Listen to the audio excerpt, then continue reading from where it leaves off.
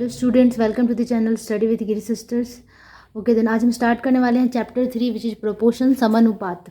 तो चलो स्टार्ट करते हैं चैप्टर 1। और इस चैप्टर 1 में एक ही एक्सरसाइज है चैप्टर 3, लेकिन इसके आगे बहुत सारे ऐसे क्वेश्चंस हैं जो कि स्वयं करो या फिर डू योर सेल्फ है, तो उसे भी मैं इसे सॉल्व कराऊंगी। तो मेक श्योर आप चैनल को सब्सक्राइब कर दीजिए ताकि सारे नोटिफिकेशन आपको मिलते रहें। ओके तो समानुपात स्टार्ट करने से पहले, प्रोपोर्शन स्टार्ट करने से पहले हमें ये जानना होगा कि समानुपात होता क्या है। अनुपात हम समझ चुके हैं, विच इज रेशियो हम समझ चुके हैं। रेशियो किसी चीज़ का हम लिख सकते हैं, अगर 3:2 रेशियो है तो इसका प्रोपोर्शन क्या होगा, समान अनुपात क्या होगा। अगर इसको इस तरीके से लिखा जाए, इसको मैं अगर 3 से मल्टीप्लाई कर दूँ तो 3 3 ज़ा 9 एंड 3 2 ज़ा 6। ठीक है, तो ये जो है 9 रेशियो 6 एंड 3:2 ये दोनों बिल्कुल ही एक है। क्यों? क्योंकि इसे हम रिड्यूस करेंगे तो ये 3:2 ही आने वाला है, ये यही आने वाला है। इसका मतलब ये दोनों जो रेशियोज है वो क्या है, प्रोपोर्शन है, प्रोपोर्शनल टू ईच अदर है। तो इसका साइन इस तरीके से होता है, 4 डॉट्स। ठीक है, या फिर मैं कह सकती हूँ अगर 1:4 मैं यहाँ पे लिखूँ और यहाँ पे मैं ये साइन देकर लिख सकते हैं कि 3:12, क्योंकि इसको अगर हम रिड्यूस करेंगे सबसे लोएस्ट फॉर्म में तो ये हमारा 1:4 के बराबर ही आएगा, इक्वल ही आएगा। दूसरी भाषा में जो प्रपोर्शन को हम इक्वल भी कहते हैं। ठीक है, तो चलो अब इतना ये कॉन्सेप्ट क्लियर हो गया। इसके बाद हम आते हैं do yourself which is in page number 35। Okay then आप देख सकते हैं स्वयं करो या डू योर सेल्फ का फर्स्ट क्वेश्चन है, नीचे के अनुपात समान है या नहीं, चारों संख्या समानुपाती है या नहीं। मतलब कि जो नीचे का जो रेशियो दिया हुआ है ये प्रोपोर्शनल है या नहीं, ये हमें फाइंड करना है। ठीक है, ओके तो इसे सॉल्व कैसे करना है, इसे हमें रिड्यूस करना है ऐसे फॉर्म में, सबसे छोटे सबसे मिनिमम लोएस्ट फॉर्म में रिड्यूस करना है। और रिड्यूस करने के बाद देखना है कि ये दोनों जो रेशियो है इक्वल है कि नहीं। अगर दोनों रेशियोज इक्वल हो जाएंगे तो हम कह सकते हैं कि the both ratios are proportional to each other. एक दूसरे के साथ क्या है, ये प्रोपोर्शनल है। ठीक है, तो प्रोपोर्शन चैप्टर का मेन थीम ही यही है कि हमें दिखाना है कि रेशियोज, दो रेशियो प्रोपोर्शनल है या नहीं। ठीक है, तो देखते हैं फर्स्ट रेशियो को लेते हैं। Taking first ratio equals 7:2 and second ratio equals 28:8। अब देखो कि 7:2 ये लोएस्ट फॉर्म में ही है, क्योंकि 7 के टेबल में 2 और 2 के टेबल में 7 कभी रिड्यूस नहीं हो सकता है। लेकिन 28:8 ये ऑब्वियसली रिड्यूस होगा। किसके टेबल से जाएगा ये, जैसे नॉर्मली डिवाइड करते हैं ना, वैसे ही हमें सोचना है, हमें लेकर चलना है। अगर हम दो से इसको डिवाइड करते हैं तो 14:4 आएगा। लेकिन 2 से करने के बाद भी कुछ ऐसा डिजिट लेते हैं जिससे ये डायरेक्ट रिड्यूस हो जाए। तो मैं अगर 4 से इसको डिवाइड कर दूँ, दोनों को 4 से, क्योंकि एक ही नंबर लेना है और एक ही से दोनों को डिवाइड करना है। तो अगर 4 से इसको लेते हैं तो 4 7 ज़ा 28 एंड 4 2 ज़ा 8, और दोनों ही रेशियोज हमारे इक्वल आ गए। इसका मतलब हम लिख सकते हैं कि बोथ रेशियो आर प्रोपोर्शनल। बस यही आपका आंसर हो गया, both ratios are proportional. Similarly next B number भी इसी तरीके से है। बी नंबर में है 1.5:3 एंड 4.5:9। दो रेशियोज है, एक 1.5:3 एंड दूसरा है 4.5:9। अगर ये पॉइंट में है कोई दिक्कत नहीं है, फर्स्ट रेशियो निकाल लेंगे पहले। फर्स्ट रेशियो क्या है हमारा, फर्स्ट रेशियो है 1.5:3। ठीक है, तो 1.5 वहाँ से पॉइंट को पहले तो हटा लेंगे, तो ये कितना हो जाता है 115 डिवाइडेड 10:3। अब जब भी इस तरीके का रहता है तो हम इसको, ये मिक्स रेशियो लग रहा है तो इससे हम क्या करते हैं, इक्वलाइज कर लेते हैं। ठीक है, तो ये ऐसे क्रॉस मल्टीप्लाई होता है, इसके नीचे 1 छुपा रहता है। ठीक है, तो क्रॉस मल्टीप्लाई कर देते हैं। तो 15 × 1 कितना हो गया 15, एंड हम इसे इधर से पहले मल्टीप्लाई करें, बाद में इधर से करें, पहले हमें ऐसे करना है। ठीक है, 10 × 3 दैट इज 30। अब देखो कि ये नॉर्मल फॉर्म में आ गया। अब इसे क्या करेंगे, रिड्यूस कर लेंगे इजली। 15 के टेबल में दोनों ही आ जाता है, 15 1 ज़ा 15 एंड 15 2 ज़ा 30। तो कितना आ गया 1:2। ठीक है, नेक्स्ट सेकंड रेशियो को इस तरीके से ले लेंगे। सेकंड रेशियो, दूसरा अनुपात रेशियो 4:5:9। और 4:5 अगर पॉइंट हटाएंगे तो ये कितना हो जाएगा 45 डिवाइडेड 10। पॉइंट के बाद एक डिजिट है तो 1 पे 1 0 लगेगा। अगर पॉइंट के बाद 2 डिजिट होता है तो 2 0, 3 डिजिट होता है तो 3 0 लगता है, और ये 9। अब इसे भी हम उस तरीके से करेंगे। 45, इसके नीचे 1 छुपा है, पहले ऐसे मल्टीप्लाई फिर ऐसे मल्टीप्लाई, और 10 × 9 दैट इज 90। अब देखो कि 45 के टेबल में दोनों ही आ जा रहा है, सॉरी यहाँ पे इम्प्लाइज का नहीं, इक्वल का साइन होगा। 45 41 45 वन ज़ा 45 और 45 टू ज़ा 90, मतलब कि दोनों ही रेशियो रिड्यूस करने के बाद बिल्कुल ही इक्वल आ गए। इसका मतलब हम लिख सकते हैं कि बोथ रेशियोज आर प्रोपोर्शनल। बस यही आपका आंसर हो गया। ठीक है, चलो अब नेक्स्ट क्वेश्चन करते हैं सी नंबर। ओके, यानी एक्चुअली बी नंबर हमारा पहले ही हो गया था क्योंकि डिजिट्स वही था, और बी नंबर हमने छोड़ के मैंने सी नंबर पहले कर दिया, कोई दिक्कत नहीं, मैं फिर से अभी बी नंबर बता देती हूँ। ठीक है, सी नंबर हमने पहले ही कर लिया था। तो बी नंबर में क्या है, 9:7 एंड 18:14 है। तो फर्स्ट रेशियो क्या है, मैं इसको डायरेक्ट करूँगी, वैसे ही लिखना है फर्स्ट रेशियो सेकंड रेशियो। ठीक है, तो मैं डायरेक्ट करके दिखा देती हूँ। 9:7 एंड 18:14 है। ठीक है, तो इससे हम रिड्यूस करेंगे, ये तो बिल्कुल रिड्यूस नहीं होने वाला, बट ये हो जाएगा, ये 2 के टेबल से जाएगा, 2 9 18 एंड 2 7 इसका मतलब बोथ रेशियोज आर प्रोपोर्शनल। ठीक है, प्रोपोर्शनल। तो जैसे वहाँ पे लिखा हुआ है वैसे ही, जैसे लास्ट के क्वेश्चन में मैंने बताया वैसे ही आपको लिखना है। ठीक है, नेक्स्ट है 7:3 एंड 5:2। तो इसमें कोई भी रिड्यूस नहीं होगा। ठीक है, क्योंकि रिड्यूस करने वाला ये टर्म है ही नहीं। ठीक है, फर्स्ट रेशियो ये है, फर्स्ट रेशियो हम लिख देंगे इस तरीके से, first ratio equals 7:3 and second ratio equals 5:2। ठीक है, उसके बाद लिखेंगे both ratios are not equal, दोनों बराबर नहीं है। So it is not proportional,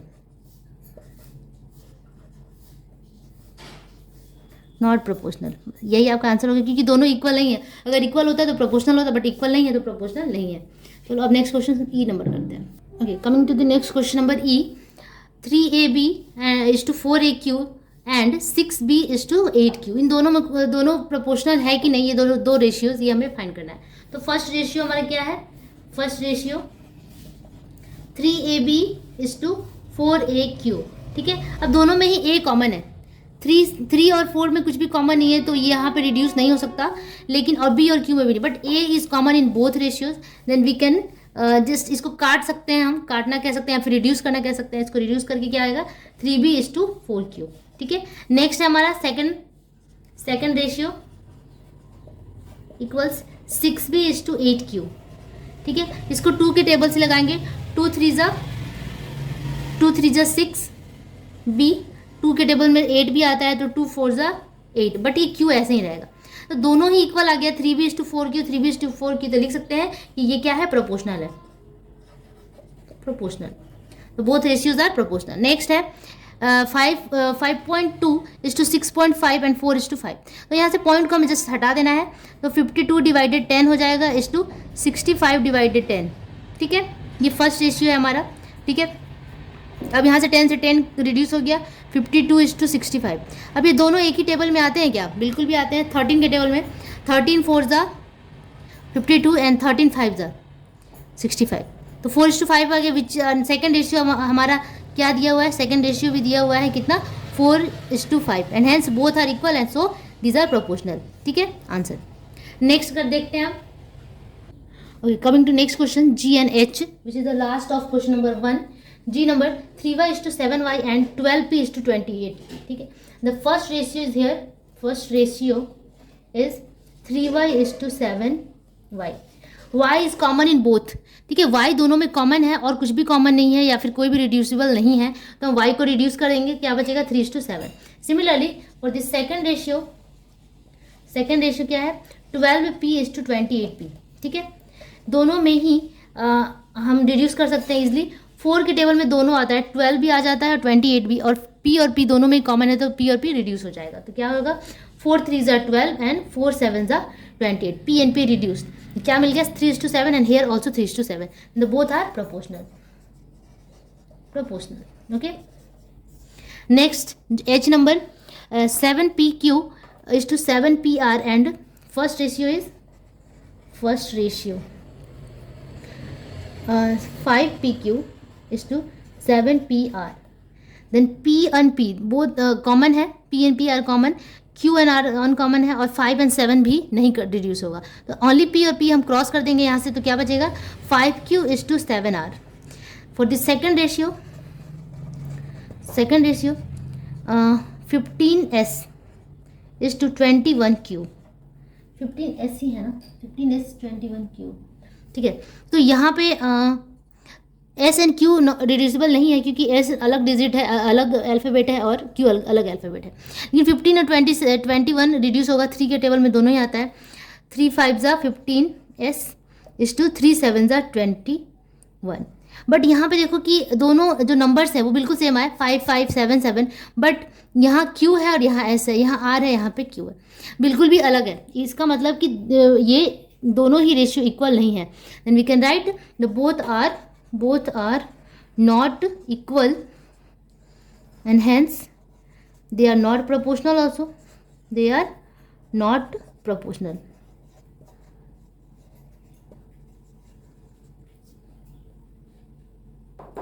तो एच नंबर क्या है, अब प्रोपोर्शनल नहीं है।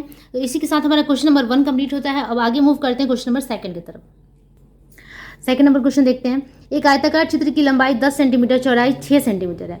चित्र की लंबाई और चौड़ाई 2 सेंटीमीटर बढ़ाया गया, अतः आयताकार चित्र की लंबाई और चौड़ाई का अनुपात एक ही रहेगा या नहीं, ये बताएं। ठीक है, एक बार मैं इसका फिगर बना दूं फिर आपको ज़्यादा क्लियर होगा। क्वेश्चन हमारा प्रोपोर्शनल से ही रिलेटेड है। एक आयताकार फिगर है, आयताकार मीन्स रेक्टेंगुलर फिगर है। The length and the breadth of the rectangular figure is 10 centimetre and 6 centimetre. Length is 10 centimetre and breadth is 6 centimetre. If the length and the breadth of the figure increase by 2 centimetre, अगर length and breadth को हम 2 centimetre बढ़ा दें, length and breath अगर 2 centimetre increase कर दिया, length इतना increase हो गया एंड ब्रेथ भी थोड़ा सा इंक्रीज कर दिया हमने, यहाँ तक था और यहाँ तक कर दिया। ठीक है, इस तरीके से होगा, जो जैसा भी हो ऐसे। अभी बड़ा हो गया तो ये अगर 2 सेंटीमीटर हमने इंक्रीज कर दिया, तो इसके बाद क्वेश्चन कह रहा है कि let's find if the ratios of length of the breadth remain same. तो क्या उसका रेशियो भी सेम होगा? अगर पहले था 6 एंड 10 लेंथ था, ब्रेथ 6 था, अब हो गया 2 सेंटीमीटर इंक्रीज हो गया, तो क्या अभी रेशियो इक्वल ही होगा, ये हमें बताना है। तो उसे हमें कैसे बना के बताना होगा, तो चलो इसे बनाते हैं। लेंथ इज टू ब्रेथ दिया हुआ है 10:6, लेंथ 10 है एंड ब्रेथ 6 सेंटीमीटर है। अब इसको हम रिड्यूस करेंगे तो 2 5 10 एंड 2 3 6, 5:3 आया। बट अब क्या कह रहे हैं क्वेश्चन में, if length and breadth increased by 2 centimetre. 2 centimetre increment के बाद क्या होता है, increase by 2 centimetre, then length is to breadth equals, length पहले था 10 प्लस 2, ब्रेथ पहले था 6 plus 2, this becomes 12 and this becomes 8। अब इसे हम क्या करेंगे, फिर से रिड्यूस करेंगे, तो 4 के टेबल में 4 3 12 आता है और 4 2 8, इससे छोटा तो नहीं होगा, इससे ज़्यादा रिड्यूस नहीं होगा। तो हमारे जो अब न्यू रेशियो आया वो क्या है, 3:2 है, लेकिन जो पहले का रेशियो था वो 5:3 था। इसका मतलब क्वेश्चन में कह रहा था कि find if the ratios of length of breadth remain same, but the length and breadth, the ratio of length and breadth are not remain same. ठीक है, बिल्कुल ही इक्वल नहीं रहा, तो हम क्या लिख सकते हैं आंसर में, the ratios of length and breadth are not same, ठीक है, and this is the solution। okay, then अब मूव करते हैं क्वेश्चन नंबर 3 पे। ओके, थर्ड नंबर हम देख सकते हैं, प्रणव बाबू ने 200 ग्राम चीनी 17 रुपये 50 पैसे 17 रुपीज़ 50 पैसे में खरीदे, और दीपेन बाबू ने क्या किया, 2 kg 70 रुपये में खरीदा। इसने 500 ग्राम में खरीदा, मतलब हाफ kg खरीदा है 17.50 रुपीज़ में, और ये 70 रुपीज़ में 70 रुपये में 2 kg खरीदे हैं। चीनी के परिमाण और मूल्य का अनुपात है या नहीं, समानुपात में है या नहीं।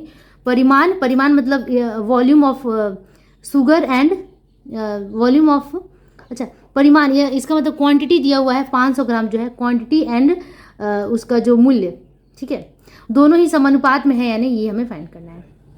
ओके, क्वेश्चन इज सेइंग, मैं एक बार इंग्लिश में भी रिपीट कर दूं, Pranav babu bought 5 gram sugar for 17.50 rupees and Dipen Babu bought 2 kg sugar for 70 rupees. Then find the amount of sugar and their prices. Amount of sugar and their prices are proportional or not.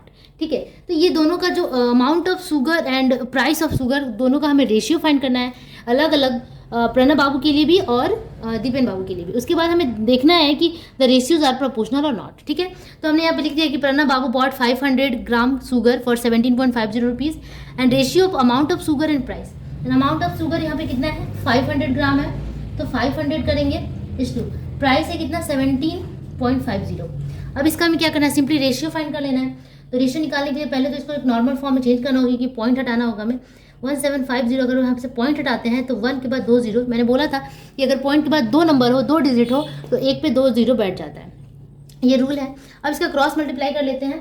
ठीक है, तो पहले तो इसे यहाँ पे cut कर लेते हैं एक छोटा सा, उसके बाद क्रॉस मल्टीप्लाई कर लेते हैं। क्रॉस में हमेशा ऐसे करते हैं, तो यहाँ पे हो जाएगा 5000 इस टू 175। ठीक है, 5000 इस टू 175। अब इसे हम किससे रिड्यूस करें, इसे हम 25 से कर सकते हैं। 25 7 जा 175। 25 के टेबल से लेके जा सकते हैं, तो 25 में 7 से मल्टीप्लाई करने में 25 7 जा 175 आता है और 25 2 जा 50। ठीक है, तो 2 और बाकी 2 जीरो है तो 2 जीरो एक्स्ट्रा। ठीक है, तो 200:7 आया किसका, प्रणब बाबू के लिए। सिमिलरली हम सेम करेंगे कि दीपेन बाबू बॉट, कहेंगे दीपेन बॉट, प्लीज ऐड बाबू, मैं बाबू नहीं लिखना चाह रही। दीपेन बॉट 2 kg फॉर कितने रुपीज़ में खरीदा था 70 रुपीज़ 70। 2 kg खरीदा था 70 रुपीज़ में। ठीक है, हिंदी वाले बच्चे भी लिख सकते हैं कि दीपेन बाबू ने 2 kg खरीदा था 70 रुपये में। The ratio of amount of sugar, similarly एकदम बिल्कुल वैसे ही sugar and price amount of sugar अब कितना है 2 kg है, तो 2 kg एक्चुअली यहाँ पे ग्राम था बट यहाँ kg दिया हुआ है, तो kg को हम ग्राम में चेंज कर लेंगे। 1 kg में कितना ग्राम होता है 1 kg फॉर 1000 ग्राम होता है, वी नो दैट। ठीक है, तो 2 kg में कितना होता है 2000 ग्राम। 2000 ग्राम इज टू 70 रुपीज़। ठीक है, अब इसका हम रेशियो फाइंड कर लेते हैं। तो 0 से 0 कट गया, या फिर 10 से आप इसको रिड्यूस कर सकते हैं 10 से। तो 0 से 0 गया, कितना बचा 200:7। ठीक है, तो दोनों ही जो रेशियोज है बिल्कुल सेम आए हैं, तो हम लिख सकते हैं कि both ratios are equal and hence it is proportional में ही आया है आंसर, प्रोपोर्शनल आंसर। ठीक है, मतलब कि अगर दीपेन बाबू ने जो भी खरीदा था अमाउंट, लेकिन इनका जो रेशियोज था वो बिल्कुल ही सेम था।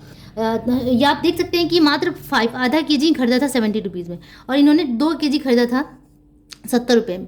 ठीक है, बहुत ही डिफरेंस है, बट इनका जो रेशियो था लेने का, इसके साथ जो बैलेंस करने का रेशियो था प्राइस के साथ, वो बिल्कुल ही सेम था। ठीक है, तो इसी तरीके से 3rd नंबर हमारे यहाँ पे कंप्लीट होता है। एंड अब चलते हैं हम क्वेश्चन नंबर 4 की तरफ, और आज इस चैप्टर को, इस एक्सरसाइज को कंप्लीट करने की कोशिश करेंगे, जो कि डू योर सेल्फ स्वयं करो 3.1 है।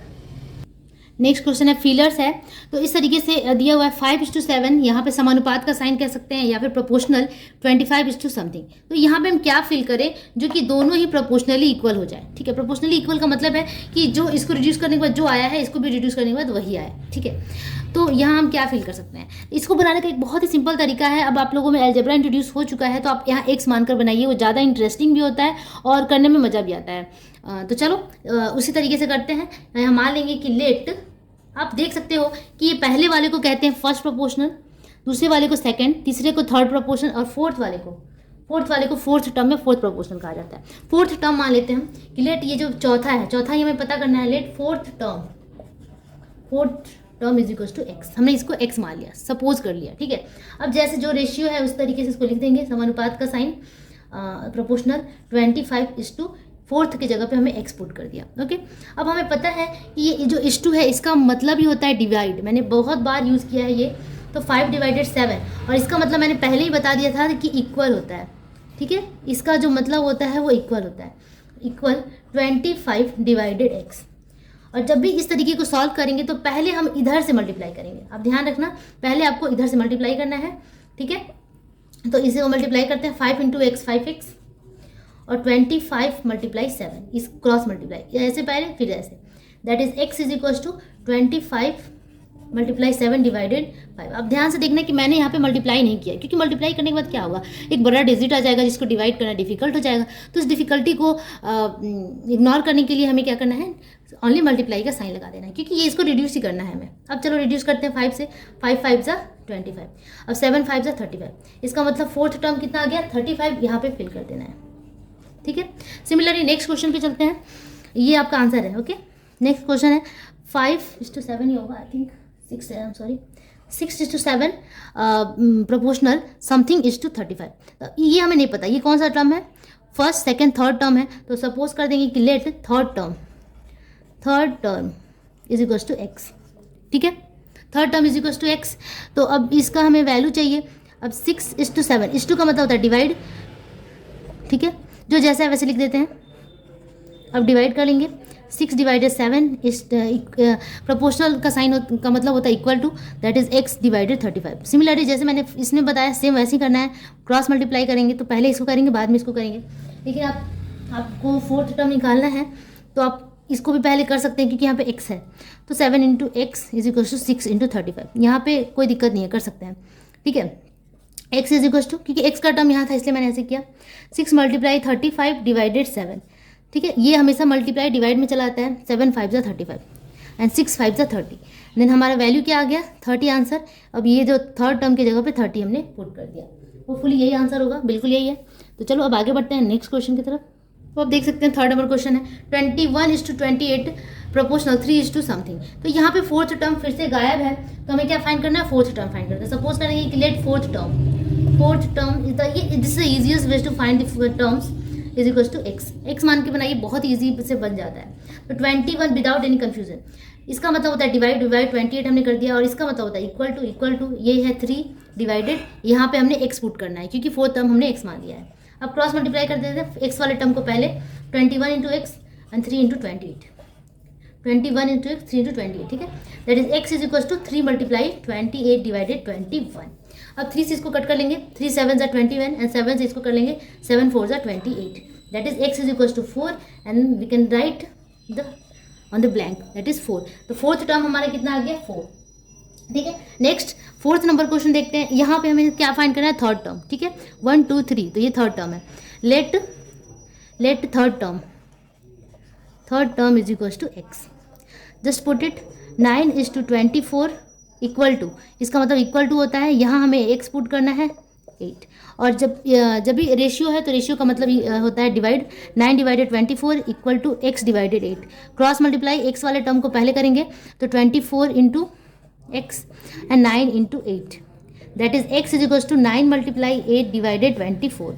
अब इसको डिवाइड कर देंगे, 8 3 जा 24 होता है एंड 3 3 जा 9, ठीक है। तो आंसर कितना आ गया, 3, एक्स इज इक्वल टू 3, जस्ट हमारा थर्ड टर्म आ गया 3 and this is the answer. तो होपफुली आपको यह समझ में आया होगा, बहुत ही ईजी वे में मैंने कोशिश किया बताने के लिए। और इसी के साथ आपका ये जो पूरा एक्सरसाइज है डू योर सेल्फ का फर्स्ट पार्ट 3.1 वो हमने आज कंप्लीट कर लिया। अगर आपको मेरा सोल्यूशन पसंद आ रहा है, इजी लग रहा है, तो प्लीज़ लाइक जरूर कीजिए आप लोग को, अगर एडवांटेज हो रहा है तो। एंड होपफुली इसको आप शेयर करेंगे। ओके, तब तक के लिए keep texting and keep watching study with Giri sisters. Bye bye.